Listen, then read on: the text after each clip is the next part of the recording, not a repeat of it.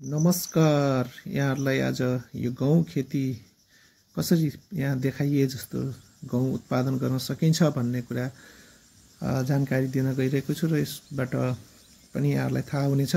तराईमा गहुँ, धान, मकै जस्ता बालीहरू चाहिँ उत्पादन गरेर फुड सेक्युरिटी अहिलेको खाद्य असुरक्षालाई पुरा गर्न सकिन्छ भन्ने कुराहरू चाहिँ देखाउन गइरहेको छु र कृषि प्रविधि युट्युब च्यानल मार्फत यहाँहरूलाई थुप्रै यस्ता ज्ञान गुणका कुराहरू बाँडिरहेको हुनाले यहाँहरूले कृषि प्रविधि युट्युब च्यानल यदि सब्सक्राइब गर्नुभएको छैन सब्सक्राइब गरिदिनु होला, त्यहाँ भएको बेल आइकनलाई क्लिक गरिदिनु होला।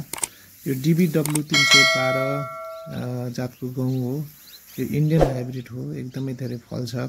यो 20 बिघामा लगाइएको छ। प्रति कट्ठा 2 कुइन्टल 2.5 कुइन्टलको उत्पादन औसत हामी अनुमान गरेका छौँ। किसान दाजुभाइ दिदीबहिनीहरू, किसानले चाहिँ उत्पादन गरेको गहुँ यति राम्रो छ, यसको पर्फर्मेन्स।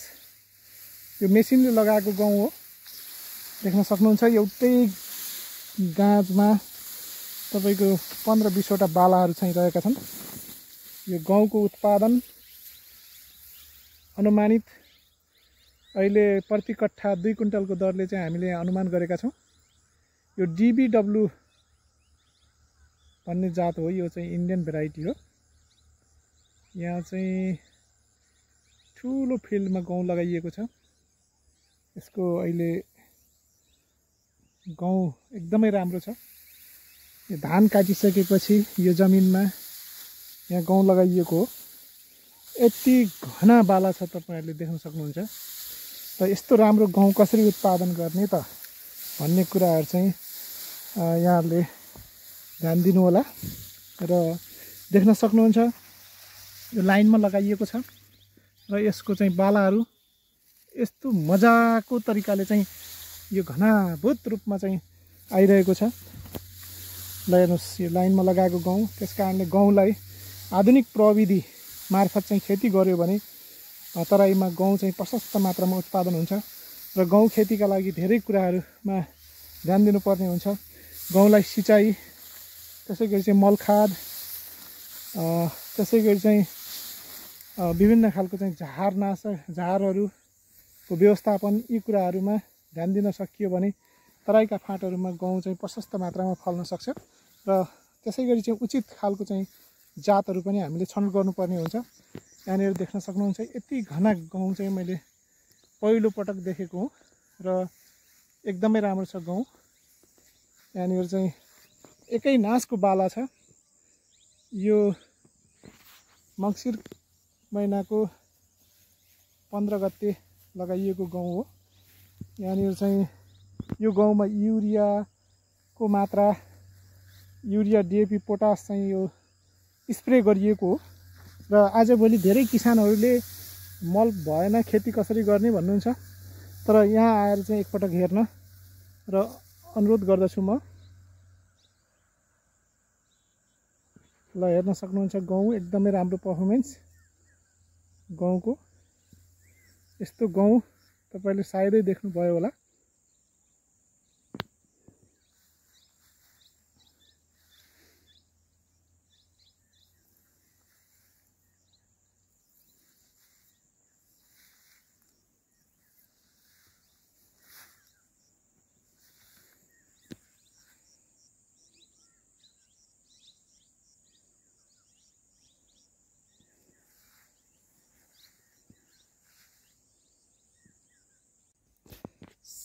सही व्यवस्थापन गर्न सकियो भने खाद्यान्न बालीबाट तराई क्षेत्रका विभिन्न फाँटहरूमा यस्तै तरिकाले धान, गहुँ, मकै यहाँ उत्पादन गर्न सकिने प्रचुर सम्भावना रहेको छ।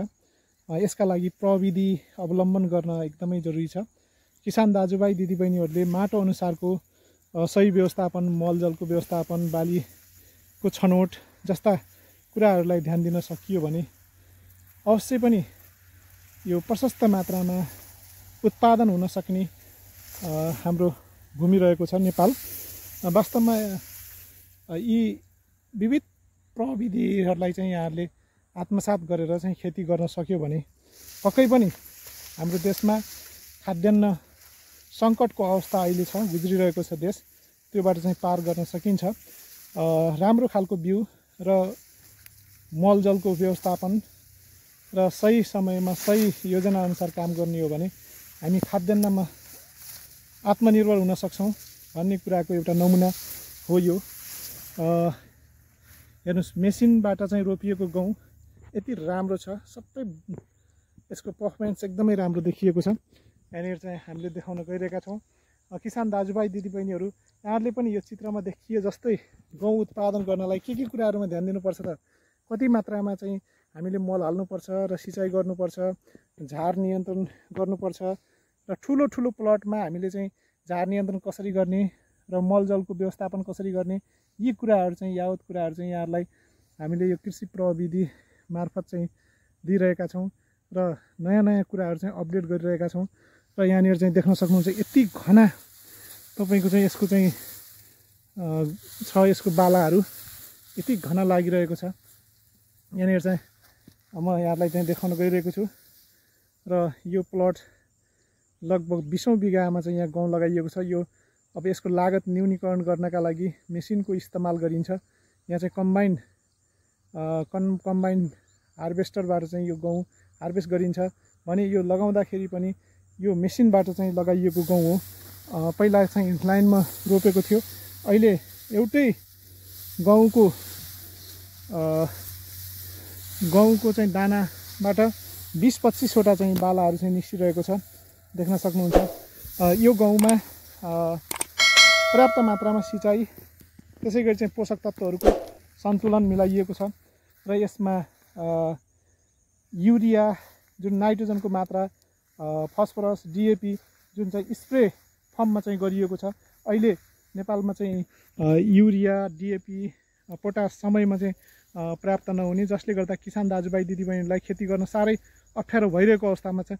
यस्तो अवस्थामा चाहिँ ठुलो बुम स्प्रेबाट चाहिँ यसमा विभिन्न खालको चाहिँ पोषक तत्त्वहरू बेला बेलामा चाहिँ उपलब्ध गराइएको छ र त्यसको नतिजा हो यो। यहाँहरूले देख्न सक्नुहुन्छ। यहाँहरूले पनि यस्तै तरिकाले चाहिँ खेती गर्न चाहनुहुन्छ भने यहाँहरूले कृषि प्रविधि युट्युब च्यानलमा चाहिँ यहाँहरूले थुप्रै खालका चाहिँ प्रविधिहरू हामीले यहाँ सेयर गरेका छौँ। ती भिडियोहरू चाहिँ यहाँले हेरेर अध्ययन गरेर चाहिँ खेती गर्नुभयो भने पक्कै पनि तपाईँहरूको पनि यस्तै राम्रो उत्पादन हुनेछ। र जब गहुँलाई चाहिने सिँचाइ, मलजलको व्यवस्थापन भयो भने यस्तो गहुँ फल्छ साथीहरू। यो हाम्रै नेपालमा, हाम्रै मधुवनमा फलेको गहुँ हो। यो ठुलो फर्म छ यहाँ चाहिँ 20औं बिघामा चाहिँ यो गहुँ खेती गरिएको छ। अहिले करिब 1 बिघामा 40 क्विन्टल लगभग अनुमान गरिएको छ। करिब यहाँ 20 बिघामा चाहिँ गहुँ खेती गरिएको छ। करिब 800 क्विन्टल 80 मेट्रिक टन चाहिँ गहुँ उत्पादन गर्ने आकलन यो फर्मले लिएको छ। यहाँनिर चाहिँ देख्न सक्नुहुन्छ। यो बालाभन्दा अरू कुनै चिज यहाँ चाहिँ देखिँदैन। हेर्नुहोस् त, गहुँ पनि धेरै हाइट पनि नभएको। पछि यो कति उत्पादन हुन्छ यो हामी उत्पादन भइसकेपछि यसलाई यहाँहरूसँग चाहिँ फेरि देखाउनेछौँ। अहिले चाहिँ यहाँ जे छ फिल्डमा यो गहुँ अहिले दाना पसिरहेको छ, दानामा दुध लागिरहेको छ। त्यो अवस्थामा हामीले तपाईँलाई देखाइरहेका छौँ। देख्न सक्नुहुन्छ। असाध्यै मनमोहक, सबैलाई चकित बनाउने खालको चाहिँ गहुँ छ। आज चैत्र महिनाको 2 गते भएको छ। अब गहुँ चाहिँ अबको 20-25 दिनमा यो गहुँ काट्न तयार हुन्छ साथीहरू। हेर्नुहोस्, त्यस कारणले चाहिँ हामीले उचित खालको व्यवस्थापन, जातको छनौट, मलको व्यवस्थापन, झारपातको व्यवस्थापन, सिँचाइको व्यवस्थापन र यसमा आइपर्ने विभिन्न चुनौतीहरूलाई सामना गरियो भने अवश्य पनि योबाट चाहिँ राम्रो प्रतिफल पाउन सकिन्छ। खेती भन्दैमा हामीले जथाभावी रूपमा जसरी पाए त्यसरी खेती गरेर चाहिँ प्रतिफल दिन सकिँदैन। खेतीका लागि एउटा वैज्ञानिक तरिकाले, सिस्टमेटिक तरिकाले हामीले खेती गऱ्यौँ भने त्योबाट चाहिँ राम्रो प्रतिफल दिन सकिन्छ। देख्न सक्नुहुन्छ गहुँमा त्यति धेरै लागत पनि छैन। सबभन्दा बढी यन्त्रीकरण भएको बाली नै गहुँ हो। त्यस कारणले गहुँ मेसिनले लगाउँछ। गहुँ मेसिनले नै हार्भेस्ट गर्ने भएको हुनाले यसमा उत्पादन लागत साह्रै न्यून छ भन्ने कुराहरू चाहिँ यहाँहरूलाई राख्दै यस्तै नयाँ रोचक ज्ञानवर्धक कुराहरू लिएर हामी तपाईँहरूलाई बेला बेलामा देखाउनेछौँ र कृषि प्रविधिमा चाहिँ जोडिनु होला भन्दै अहिले बिदा हुन चाहन्छौँ। जय किसान, जय अन्नदाता, जय मधुवन।